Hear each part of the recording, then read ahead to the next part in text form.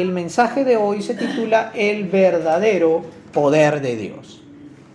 Bien, como una introducción, les comento que continuamos viendo el tema acerca del crecimiento de la iglesia. Y si bien es cierto, la comunidad cristiana en Jerusalén estaba creciendo grandemente y rápidamente también, el Señor estaba a punto de mostrarles que no solamente iban a crecer en el número judío, sino también expandirse hacia los gentiles, porque los gentiles son parte de la comunidad cristiana, los que son escogidos por el Señor. Entonces, y comenzó a levantarse gran persecución por parte de los líderes judíos, encabezado por Saulo de Tarso. Eso es los capítulos anteriores, ¿no?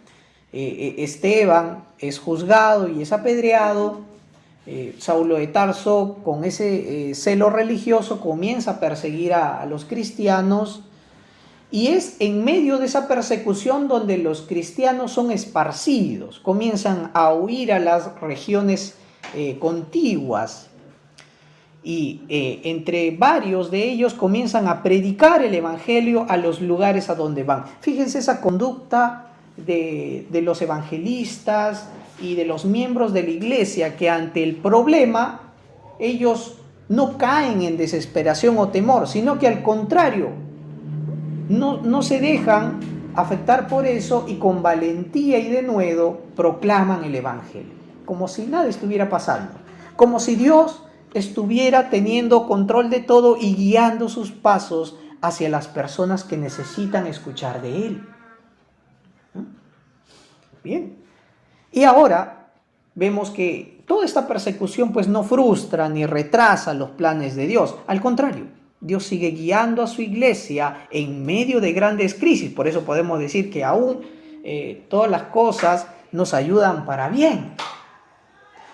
¿Hacia dónde está guiando Dios a su iglesia? Hacia el plan evangelizador. Se tiene que dar testimonio a las personas, no solamente a los judíos, sino también a los gentiles. ¿Ya? También nos enseña a no ceder ante las oposiciones del evangelio, más bien animarnos con desafío y valentía a presentar a Cristo. Y ahora, de un panorama general que el discípulo Lucas, el médico Lucas, está narrando en el libro de los Hechos, ahora va a mover el foco de la persecución de la iglesia al ministerio de evangelismo que Felipe está haciendo. Porque de entre muchos esparcidos, Felipe llega a la ciudad de Samaria. ¿Ya? Este Felipe no hay que confundirlo con el Felipe el apóstol, ¿ya? Este es Felipe el evangelista, uno de los que fueron escogidos para servir a las mesas en Hechos 6. Felipe, varón lleno de fe y del Espíritu Santo, porque esta era la característica de esos varones que debían de servir a la congregación. Y Felipe llega y comienza a predicar el evangelio y tiene gran éxito en la región de Samaria. Entonces, el día de hoy el Señor nos va a llevar a este pasaje para mostrarnos el verdadero poder de Dios, que no se muestra solamente en meras afirmaciones o confesiones y conductas cristianas superficiales, sino que su poder se va a demostrar en cambios genuinos internos de vida. El creyente es creyente porque ha experimentado un cambio interno, no porque simplemente diga o aparente una vida religiosa. Por eso el día de hoy vamos a ver dos puntos en el desarrollo de este sermón. El primer punto va a ser que el verdadero poder de Dios se muestra una conversión verdadera. ¿De acuerdo? Y el segundo punto, que el verdadero poder de Dios expone la conversión falsa. Bien. He tomado los versículos del versículo 4 de Hechos 8, versículo 4 hasta el versículo 13, voy a tocar la primera parte. ¿Ya? Y el versículo 14, ¿ya? Y del versículo 14 hasta el 25, hasta acabar este texto, el segundo punto. Bien, comencemos entonces. ¿Ya? El primer punto, el verdadero poder de Dios se muestra una conversión verdadera. ¿Ya? Y acá vamos a ver algunos puntos, ¿no? Algunos subpuntos. Primero vamos a entender que el evangelio predicado es el poder de Dios para salvar.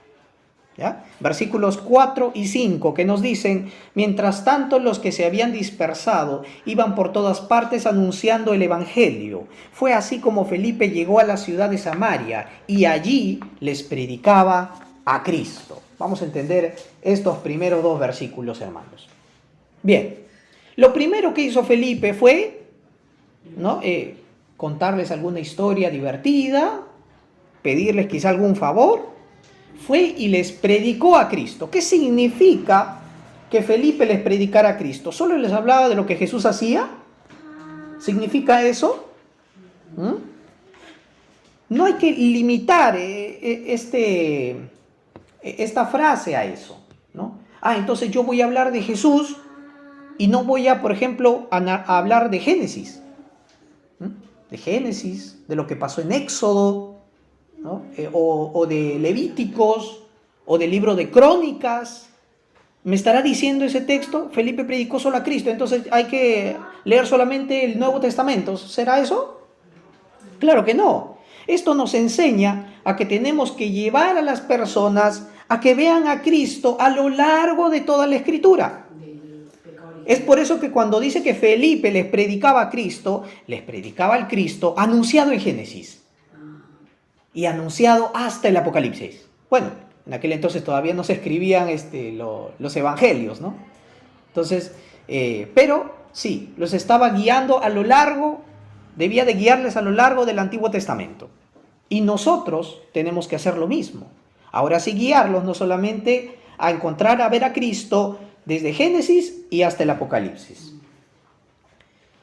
Esto también nos habla de que toda la sabiduría, todo el conocimiento están contenidos en la persona de Cristo. Si tú quieres conocer la sabiduría, el conocimiento de Dios que te plasma la Biblia, conoce a Cristo.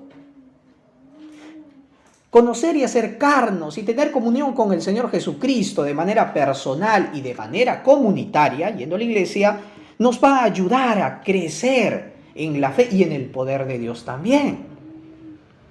De modo que al escudriñar las Escrituras, lo que vamos a hacer es que no vamos a ponernos a buscar cosas netamente científicas, que hay referencias, sí, pero no vamos a ponernos a buscar como si fuese un libro de biología, un libro de historia, y vamos a tratar así a la Biblia. Claro que no se debe hacer así, porque la Biblia se escribió para que, el apóstol Juan va a decir, para que crean que Jesús es el Cristo, ¿verdad? El Hijo de Dios.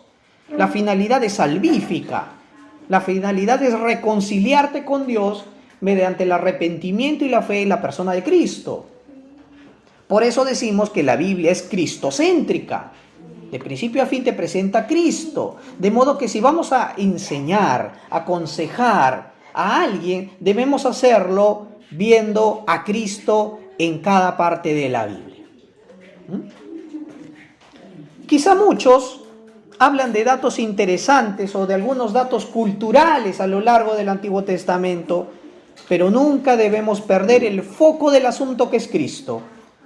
El poder de Dios se manifiesta en la gente cuando le presentamos fielmente el poderoso y efectivo Evangelio.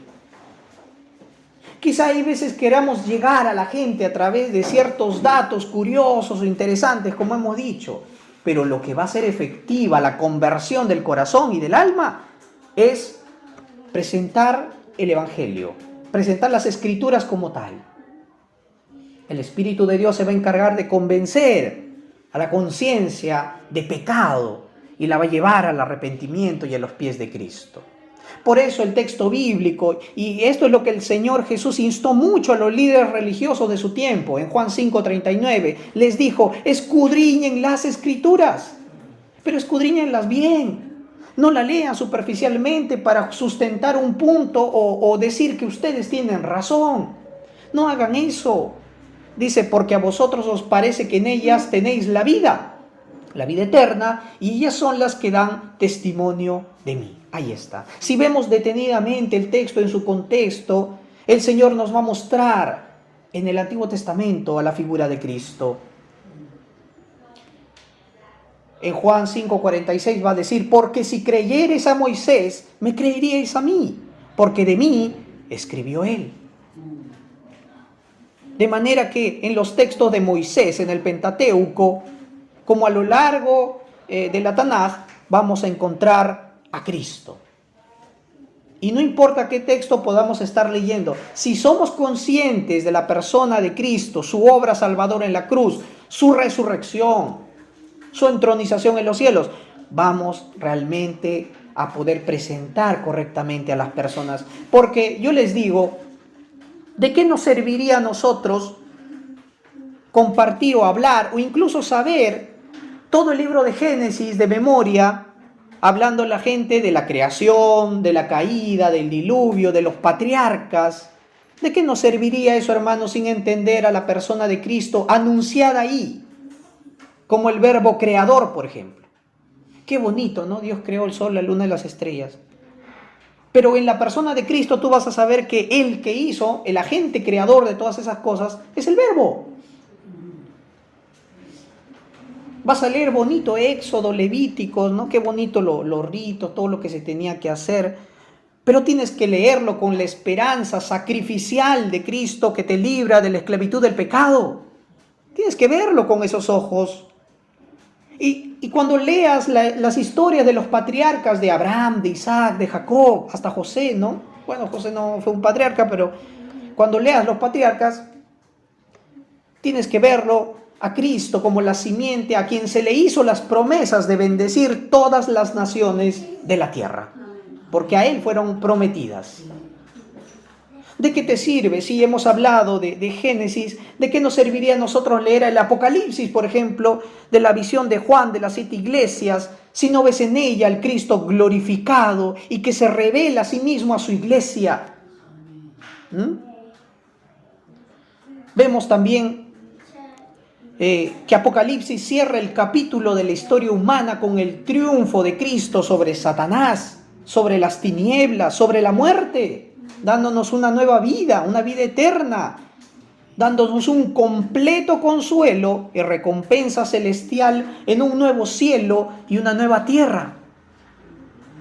Por eso muchos que leen Apocalipsis y no se han leído los evangelios, vuelan en sus imaginaciones, pues. Se quedan solamente con las figuras simbólicas y se maravillan y se asombran por la confusión de sus mentes, pues, ¿no? Pero léelo a la luz de la persona de Cristo y vas a ver que tiene sentido. Vas a ver que el Señor no te lleva a algo fantasioso o a un conocimiento inaccesible. Al contrario, te va a acercar más a Cristo. Por eso el apóstol Pablo en 1 Corintios capítulo 1 versículo 18 dijo esto: porque la palabra de la cruz es locura a los que se pierden, pero los que se salvan, esto es, a nosotros, es poder de Dios. Ahí está. Yo no quiero convencer a una persona que se haga cristiana solamente porque le gustó o entendió el libro de Apocalipsis. Yo quiero que se haga cristiana porque ha conocido al Salvador de su vida, a Jesucristo. Romanos 1:16, Pablo dirá: porque no me avergüenzo del Evangelio, pues es poder de Dios para salvación a todo aquel que cree. Amén. Es suficiente para salvar.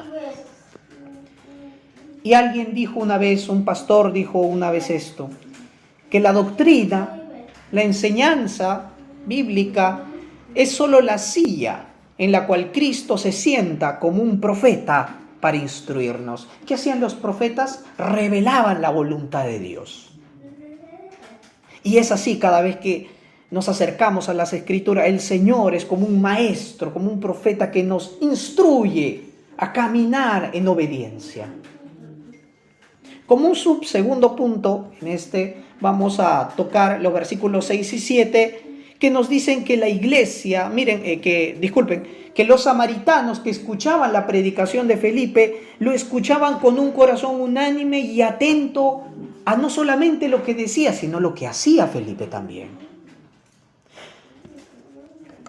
Y ustedes pueden decir: pero qué corazón receptivo de los samaritanos. No, pero seguro como eran una mezcla y aparte no eran muy instruidos, quizá por eso aceptaban rápido el mensaje de Felipe. Claro que no, miren, sino que era el tiempo de Dios para la salvación de ellos, porque antes de Felipe Jesús fue a Samaria, ¿se acuerdan?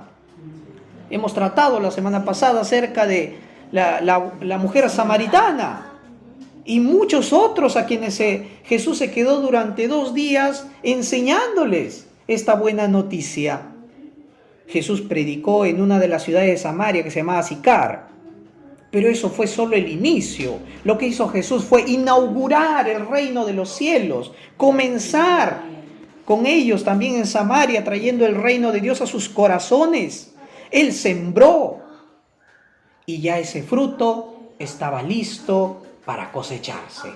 Y es por eso que Felipe, en el tiempo de Dios, ya después de la resurrección del Señor Jesucristo, ya no era necesario solamente llegar a un punto o alguna región de Samaria, sino abarcar todo el territorio de Samaria para la gloria de Dios. Ahí se cumpliría la promesa de Jesucristo antes de su ascensión, que en Hechos 1:8 les dijo: me seréis testigos en Jerusalén, en Judea y en Samaria. Es por eso que ahí Felipe estaba siendo testigo como uno de los segadores de la siembra del Señor. Estaba recibiendo a los corazones dispuestos y que antes habían escuchado el Evangelio de Jesús. Y así muchas veces ocurrirá con nosotros. Quizá otros predicaron o te hablaron del Evangelio y una vez que llega un determinado momento en donde aceptas al Señor en tu vida, te rindes a Él y vas a una iglesia, pero quizás vas a una iglesia donde antes pues no fueron antes los que te predicaron primeramente. Y esto fue porque otros entraron en las labores. Y así la comunidad cristiana crece. Los samaritanos, que sabían que los cristianos fueron expulsados y eran perseguidos por los judíos, ¿no? Se fueron identificados con los samaritanos. Los samaritanos eran excluidos, seguían siendo excluidos por los judíos religiosos en ese momento, y al escuchar que los cristianos también estaban siendo tratados como ellos, ¿cómo los habrán recibido, ¿no? Con gran ánimo, y lo habrán escuchado, aparte que Dios abrió sus corazones para estarles atentos a este mensaje. Ahora, y una vez que ellos reciben el mensaje de Jesús, ¿será que ahora sí se alían en contra de los judíos? Posiblemente los samaritanos dijeron: ahora sí los cristianos se han sumado a nuestro lado, a nuestra causa, y vamos a poder hacer frente a los judíos religiosos, ¿no? Imagínense cuál habrá sido la sorpresa para ellos, que no los guiaron para nada a una confrontación o a ganarles en número a los judíos, o porque era un mensaje mejor o una doctrina mejor que los judíos, sino que los hacían reconocer al verdadero enemigo, a Satanás, a las fuerzas de las tinieblas, y que vieran a los judíos con amor, que vieran a los judíos y oraran por ellos, porque estaban confundidos, porque todavía leían la palabra del Señor cegados. Pablo va a decir, ellos leían el antiguo pacto, el Antiguo Testamento, sin ver a Cristo. Es por eso que estaban con la venda puesta en los ojos, que solamente por Cristo es quitado. De esa manera, los samaritanos escuchaban: bueno, ahora que ustedes también somos el pueblo de Dios, ¿qué tenemos que hacer con los judíos? Bendecirlos. ¿Qué tenemos que hacer? Procurar su bien. ¿Qué tenemos que hacer para que se evidencie de que somos hijos del Padre Celestial, que hace salir el sol sobre los buenos y los malos, y que hace llover sobre los justos e injustos? De esa manera la cadena de enemistad comenzó a quebrarse desde Samaria. No desde los judíos religiosos que querían servir al Señor por meras fuerzas, sino poniendo su fe en Él.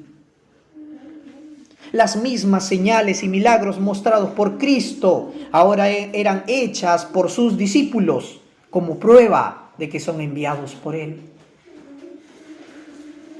Y vemos que en ellos también, imagínense, ¿no? Hubo la proclamación del Evangelio, se vieron los milagros, posiblemente sanidades también. Y esto nos enseña una cosa clara, que donde hay salvación, hay sanidad. Quizá ahora esperamos grandes sanidades como el Antiguo Testamento, ¿no? de enfermedades incurables, de grandes proezas de poder. Pero hermanos, veámoslo también, porque Dios puede hacerlo. No estamos diciendo que Dios no pueda. Dios lo hizo con Felipe y Dios sigue haciéndolo directamente. Donde hay un corazón salvo, Dios comienza a sanarlo desde lo interior. Si Dios no sana alguna deficiencia física, es por su soberana voluntad. Es porque hay un plan ahí. Hay un plan sabio que escapa a nuestro entendimiento. Pero lo principal es la sanidad interior. Ahora, esta es una reflexión para nosotros. ¿Acaso no ocurre lo mismo en nuestra vida cuando nos concentramos y leemos atento y oramos con las Sagradas Escrituras? ¿No es Dios quien dispone nuestro corazón para acercarnos a Él y que seamos sanados? Somos cristianos, sí, pero ¿cuántas cosas hay para sanar en nuestras mentes, en nuestras almas? ¿Cuántas cosas no guardamos del pasado? ¿Cuántas deficiencias aún se siguen viendo el día de hoy? Quizá mi manera de reaccionar, quizá mi manera de hablar. ¿Cuánto necesito yo disfrutar del gozo de la salvación del Señor para también disfrutar su poder y sanar mi alma? Porque ¿de qué sirve que si yo tengo una deficiencia en el brazo, por ejemplo, y Dios milagrosamente me sana del brazo, pero mi corazón sigue siendo como antes? ¿Qué gloria Dios tendría en eso?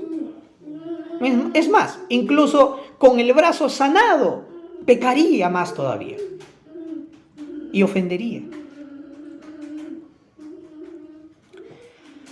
Bueno, como un último subpunto aquí, el versículo 8, vamos a ver que el resultado de la predicación de Felipe, de la manifestación del verdadero poder de Dios, trajo consigo gran gozo a toda esa ciudad.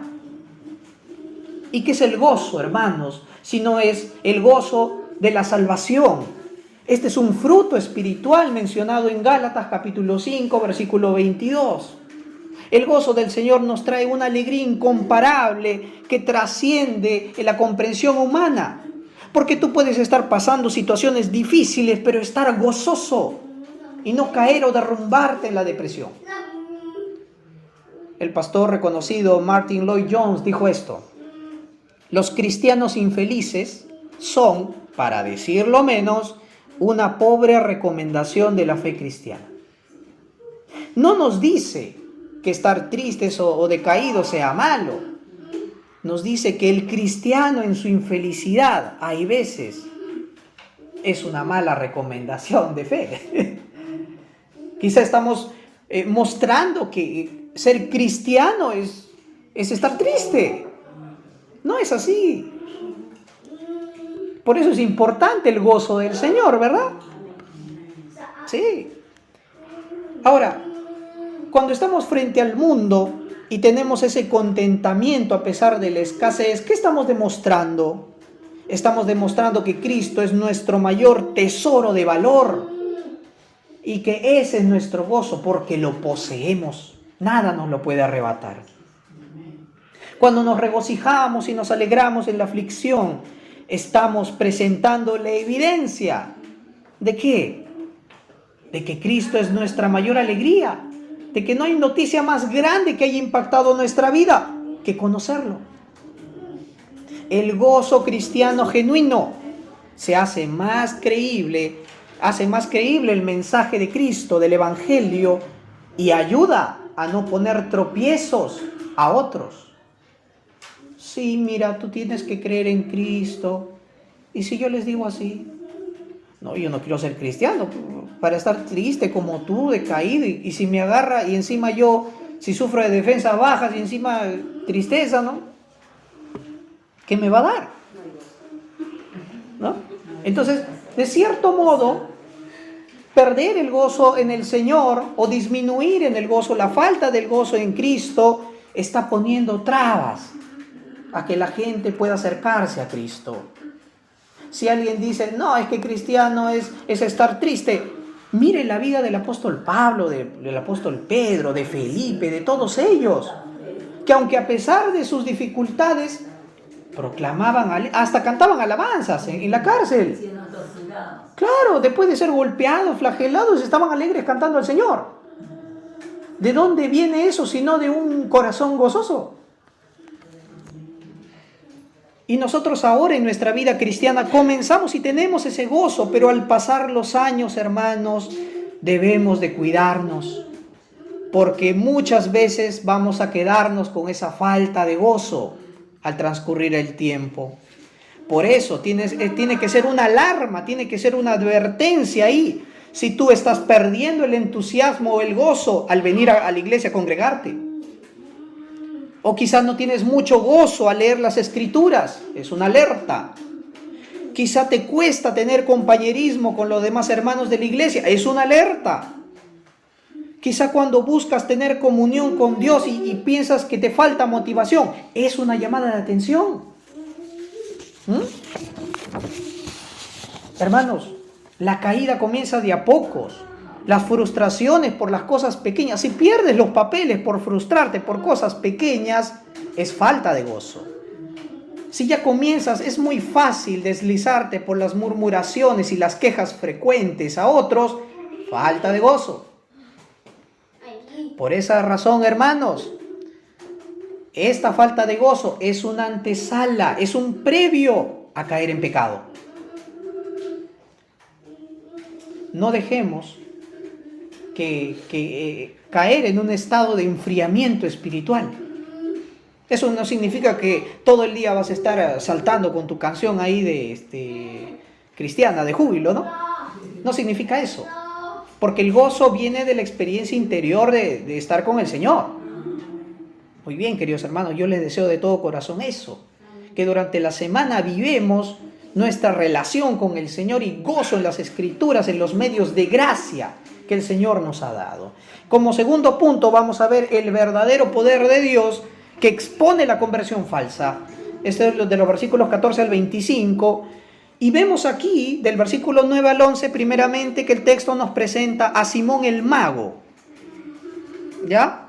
Este falso profeta, ¿no? Hechicero, se presentaba ante la gente diciendo que era un dios, una suprema deidad.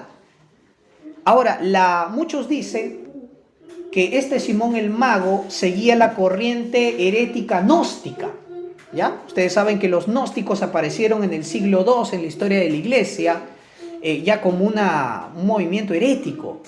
Pero ya desde el siglo I, en la época de los apóstoles, como vemos aquí, ya se está notando ya sus apariciones y confusiones que trae hacia la iglesia. Pablo, Pedro y el apóstol Juan combatieron contra el gnosticismo naciente de los primeros siglos.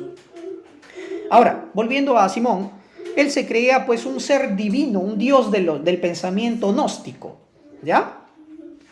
Y él pensaba, ¿no? Yo soy pues ese Dios que ha venido a salvarlos, ¿no? Y con sus prácticas de hechicería y también con sus trucos ahí fraudulentos, ¿no? Engañaba a la gente. Y toda la gente, pues como ustedes saben, a la gente le gusta lo novedoso, le gusta ahí lo atractivo, lo desconocido, nos capta la atención. Entonces Simón pues se había ganado a los samaritanos ahí, engañándolos.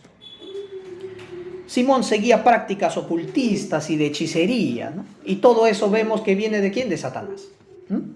Ahora, los padres apologistas del siglo II y el siglo III de la iglesia cristiana van a hablarnos un poquito más acerca de Simón el mago. Por ejemplo, Justino Mártir va a decir que él era un dios adorado por los samaritanos. Ireneo de León va a decir que él pertenece efectivamente al movimiento herético del gnosticismo. Es más, que dice que él compró una esclava y usó esta esclava con la que se casó, que se llamaba Helena, que venía de la región de Tiro, y la presentaba a ella como una diosa de la mente divina, ¿no? Entonces, imagínense, es todo un show, ¿no? Entonces, decía que a ella se le había atribuido los poderes angelicales y del universo material, ¿no? Entonces imagínense todo un tema místico, gnóstico, ocultista, ¿no? Pero cuando comenzó a Felipe a predicar el Evangelio y Dios comenzó a respaldarlo con grandes proezas y señales, se nota que de los versículos 12 al 13, la superioridad del Evangelio. El Evangelio es superior a cualquier otro show, artista o movimiento disque religioso.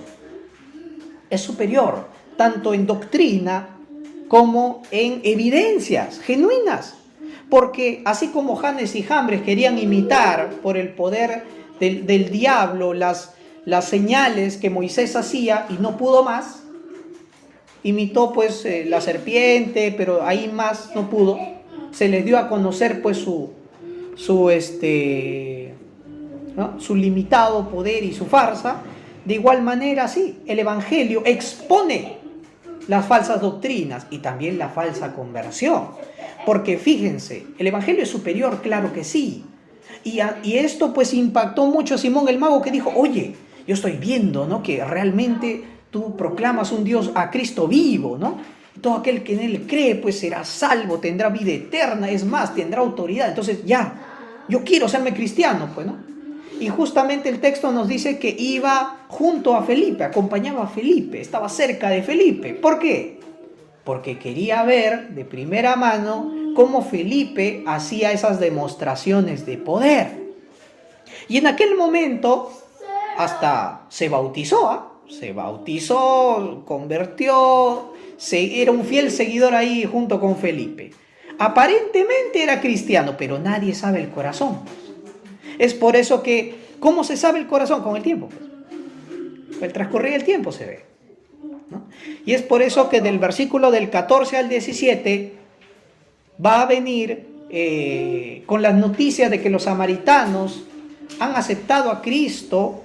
Va a venir Pedro y Juan para que los hermanos, para confirmarlos y que reciban el Espíritu Santo.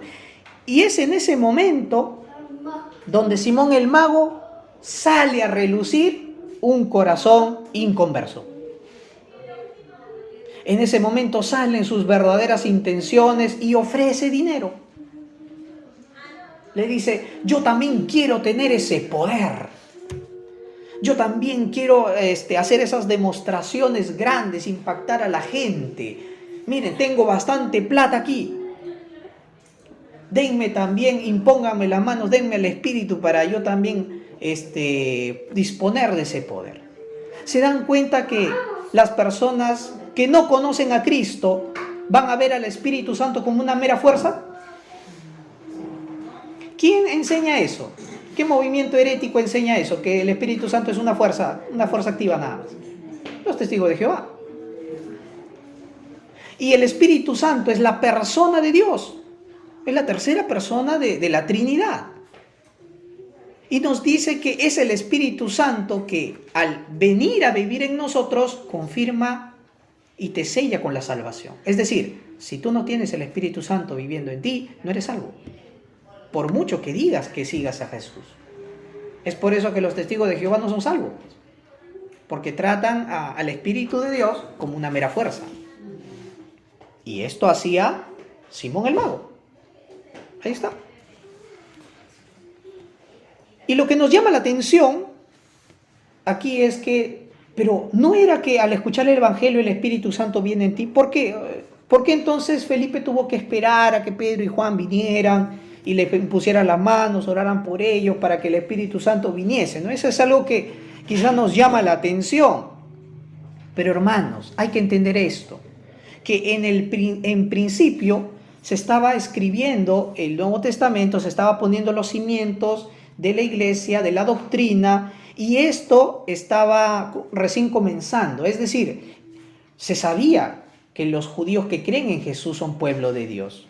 Pero también se tenía que dejar muy en claro que los samaritanos convertidos a Cristo también formaban parte de la iglesia, de la familia de Dios. Y esto tenía que ser confirmado ¿por quién? Por los apóstoles, pues. Por Pedro y por Juan. Y para que quede claro a la iglesia, porque la iglesia todavía tenía un cierto malentendido y rechazo a que los gentiles recibiesen y sean recibidos en la comunidad cristiana. Por eso, en este tiempo del desarrollo de la iglesia, tenía que quedarse en claro. Y Dios lo confirmaba con la venida de su Espíritu Santo. Esto pasó igual con Cornelio. ¿Ya? ¿Ya? Entonces, hay que entender, ¿no? Tanto los judíos como los samaritanos convertidos, no importa si son mezclados, pero han rendido su vida a Cristo, son igual de creyentes. Igual, tienen los mismos beneficios de ser un hijo de Dios. Ahora, volviendo al tema de Simón, al ofrecer este dinero, que es uno de los rasgos de las herejías, la respuesta de Pedro nos hizo esperar. Pedro lo confrontó y le dijo: que tu dinero perezca contigo, ¿no? Tu corazón no es recto delante de Dios. Ahí lo expuso, lo exhibió, le dijo: realmente tú no has nacido de nuevo. Tú no eres cristiano por tu manera de vivir. Vives persiguiendo el dinero. Dices que sigues a Jesús, pero sigues el dinero. Ahí está. Dices que aprendes de Felipe, pero lo que estás queriendo aprender es algo para tu propio beneficio. Entonces, y nos damos cuenta claramente. Lo que Pedro le dice es algo para tener muy en cuenta. Y si en algún momento nos topamos con pseudo cristianos, si podemos decirlo así, tenemos que decirle lo que le dijo Pedro. No de manera brusca, sino de manera correcta. Arrepiéntete pues de tu maldad y ruega a Dios. Ahí está. Arrepiéntete de lo que has dicho, de lo que has hecho, para que recibas realmente el perdón de tus pecados. Entonces, y Simón el mago aquí lo que está entendiendo es: el que hace las cosas milagrosas no es Felipe. El que hace que tengas el poder del Espíritu no es Pedro. Todo esto viene de Dios. Por eso le dijo: arrepiéntete y ruega a Dios. Esta es la obra de Dios, no es la obra de Pedro, de una organización, de un conjunto de personas que quieren cambiar, hacer el mundo mejor. No. Lo llevan a Dios. La ofensa es contra el Señor. Arrepiéntete. Y segundo, ¿cuál es tu estado realmente? Hiel de amargura, prisión de oscuridad, prisión de maldad. En eso veo que estás. Toda persona que persigue el dinero como si fuera su Dios o alguna otra cosa en lugar de Dios en su vida, está en hiel de amargura. Su alma está en prisión de maldad. Está esclavo de esas cosas. Y lo que está haciendo Pedro aquí es citando el Antiguo Testamento. Está citando Deuteronomio 29, 18. E Isaías también 58:6, que hacen alusión a la esclavitud del pecado, a las cadenas de la iniquidad. ¿Ya? Hiel de amargura. ¿Ustedes creen que la gente que solamente vive por el dinero realmente es feliz en su alma, en su ser? No, está insatisfecha, porque va a seguir buscando algo más que llene su vida, algo más que le dé un gozo real. Un gozo que se desvanece apenas ya tienes lo que quieres, aparece otro. No es lo correcto. Es el pozo de Jacob que sigue dando sed. Dios no quiere que ninguna persona se quede llena de amargura en su vida y esclava del pecado o de las cosas inicuas. ¿Ya? Y cómo es el gran contraste entre el fruto de gozo del Espíritu con el estado de hiel de amargura de una vida inconversa. Por eso, esa es la diferencia, pues. El poder de Dios no se ve en actos milagrosos. El poder de Dios se ve en el estilo de una vida convertida, en un gozo genuino que sale del corazón. Es así.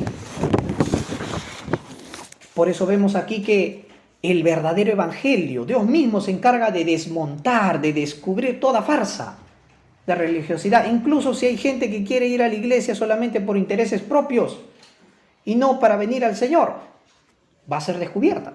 O se va a ver, se va a conocer evidentemente por qué viene. Como hay veces entre los jóvenes Se sabe, ¿no?, que algunos quizá van a la iglesia solamente porque va a cierta chica. Y ya entre los demás chicos ya se dan cuenta, pues, por qué uno viene, ¿no? Y otros también se dan cuenta de que por qué razón viene, si realmente viene para escuchar al Señor, ¿no? Bueno, esa es una anécdota que todos los... que hay veces, ¿cómo es que hay veces el Señor nos trae, ¿no?, de alguna u otra manera? Y qué bueno que nos quedamos por el Señor, ¿no? Nos dice, bueno, entonces, ¿qué podemos concluir de esto, hermanos?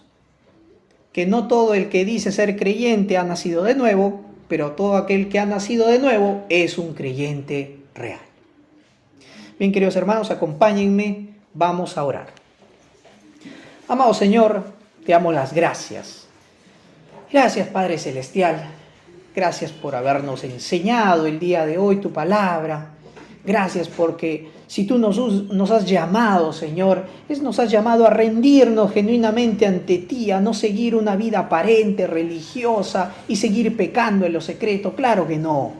Ayúdanos, Señor, y si hay personas que todavía no han rendido su vida al Señor, o quizás si hay cristianos en otras iglesias, Señor, de nuestra comunidad, que piensan que son salvos, pero en realidad no son salvos, sino que están en el estado de Simón el Mago. Señor, ten misericordia de sus corazones. Señor, derrama tu gracia sobre ellos. Que vivan una vida cristiana genuina y no aparente. De igual manera en nuestros corazones, Señor. Te lo pedimos, Dios eterno. Queremos vivir una vida genuina delante de ti, una fe que se manifieste con evidencia, Señor. Transforma nuestra vida con tu gran poder, ¿no? Oramos en el nombre de Jesucristo. Amén.